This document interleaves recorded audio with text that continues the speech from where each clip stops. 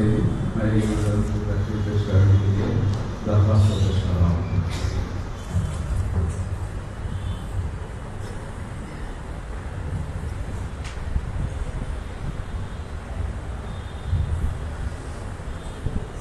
الحمد لله رب العالمين، والصلاة والسلام على رسوله الأمين محمد وآله وصحبه أجمعين. أما بعد، فأعوذ بالله من الشيطان الرجيم. بسم الله الرحمن الرحيم. وإنه لتنزيل رب العالمين، نزل به الروح الأمين على قلبك لتكون من المنذرين بلسان عربي مبين. صدق الله العظيم. حضراتي الأساتذة الكرام، مدير هذه الجامعة، طلاب هذه المدرسة، إنني أشعر بالسعادة والفرح والغبطة أن أحضر في هذه الجامعة المباركة، جامعة باب السلام في داكا. وأود أن أشارك معكم بعض الكلام حول أهمية اللغة العربية وضرورتها وعظمة مكانتها وضرورة تداولها بين طلاب العلوم الشرعية والدراسات الدينية. لا أريد أن أفصل بينكم وبين الضيوف الكرام الأجلة الأكابر، إلا أن أنتهز هذه الفرصة لألقي بعض الكلمات حول أهمية اللغة العربية وأشوقكم إلى التداول بها فيما بينكم. أيها الطلاب الأعزاء، إن للغة العربية شرفا وعظمة ومكانة مرموقة ومنزلة سامية وعظمة وكبرياء، لأن الله سبحانه وتعالى اختار هذه اللغة لرسالته الأخيرة السرمدية الخالدة الباقية إلى يوم القيامة. كفى باللغة العربية شرفا وعزة أن الله أنزل فيها كلامه الأخير القرآن الكريم، حيث ذكر الله سبحانه وتعالى هذه الميزة بلسان عربي مبين. إلى غير ذلك من الخصائص والمزايا والسمات باللغة العربية. لا أستطيع أن أخوض في موضوع خصائص اللغة العربية وميزاتها وعظمتها أو تفوقها على غيرها من اللغات،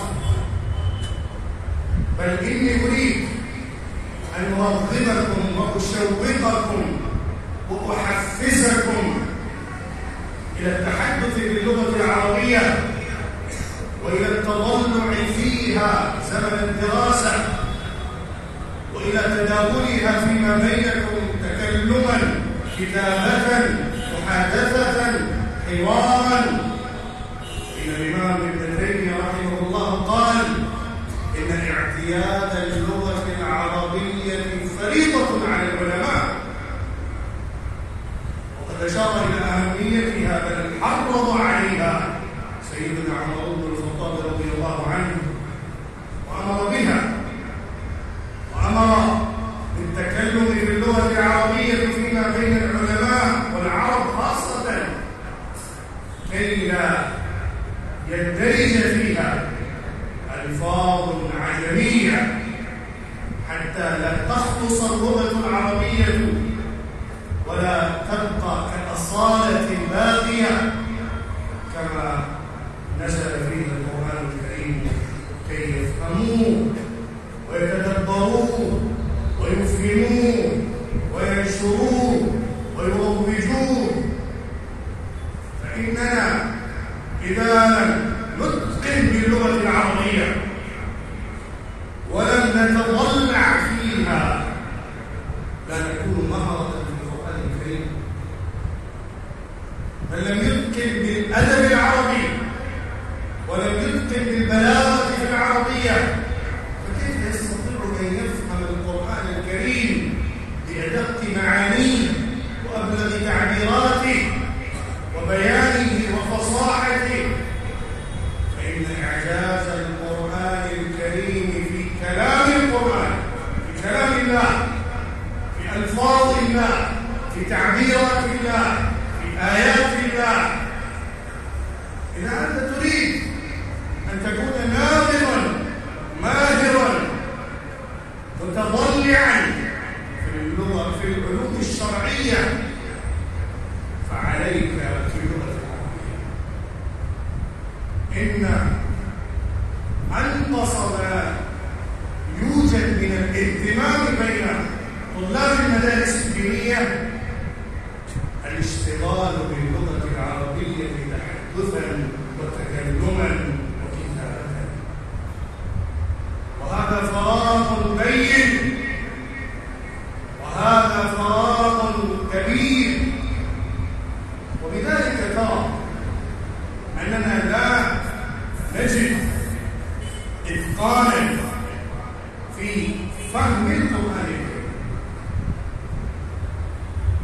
إذا كنت تريد أن تفهم أحكام الله والتذكر بالقرآن الكريم والاستفادة أو الاستنباط من الأحاديث النبوية الشريفة، فتمهر في اللغة العربية، تمرن عليها، تدرب عليها، تداولها، فإنك تستطيع بعد ذلك أن تفهم مراد الله في كلام الله ومراد الرسول في أحاديثه صلى الله عليه وسلم.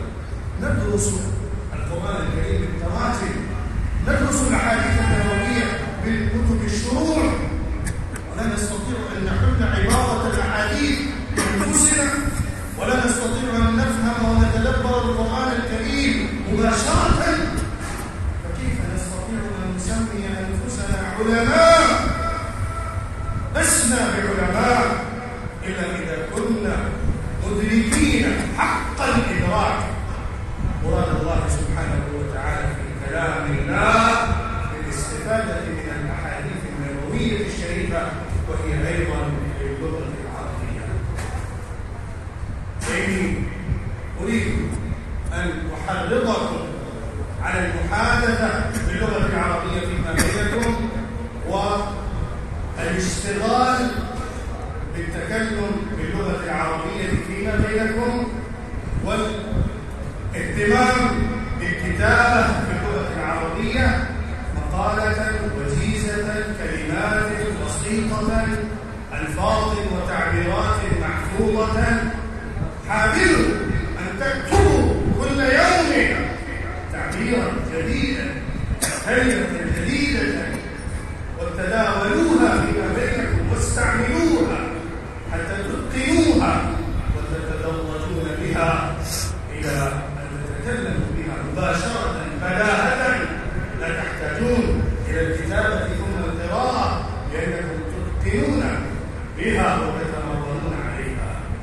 ففي هذه الجامعة المباركة وفي هذه المدرسة الميمونة الطيبة إني أريد أن يكون العلماء فيها من المهرة في اللغة العربية مع الإتقان في العلوم الشرعية إن شاء الله تعالى. وأكتفي بهذا القدر من الكلام في هذه العجالة، في هذا الكلام البسيط الموجز، راغبا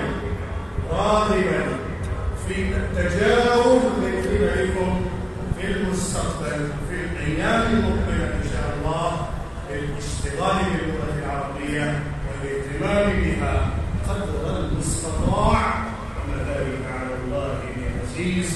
وآخر دعوانا